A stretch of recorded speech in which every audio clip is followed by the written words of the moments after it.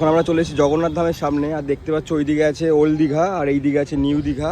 New Digha আর old দীঘার মাঝামাঝিতে রয়েছে জগন্নাথ ধাম, তৈরি হচ্ছে, এখনও ওপেন হয়নি। সেই দিকে কাজ চলছে, এইদিকে আই থিঙ্ক গেট তৈরি হবে, ওটার থেকে মানে বড় একটা গেট হবে জগন্নাথ ধামের এন্ট্রি।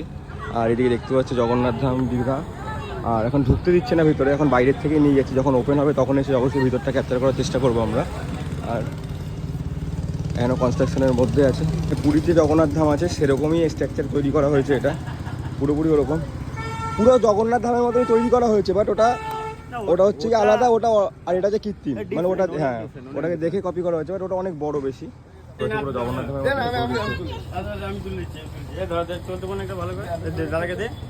আর জগন্নাথ ধাম ওপেন হচ্ছে 30 তারিখে এপ্রিল মাসের, বাট 28 তারিখ থেকে কোনো গাড়ি ঢুকতে দেবে না, কারণ এখানে প্রচণ্ড ভিড় হবে, বুঝতেই পারছো, সব জায়গার ক্রাউড এখানে আসবে ওই দিনকে। আর হোটেল তো মোটামুটি 1 মাস আগের থেকে বুক না করলে আই থিঙ্ক পাওয়া যাবে না, কারণ কালকে আমরা হোটেলের জন্য অনেক ভুগেছি।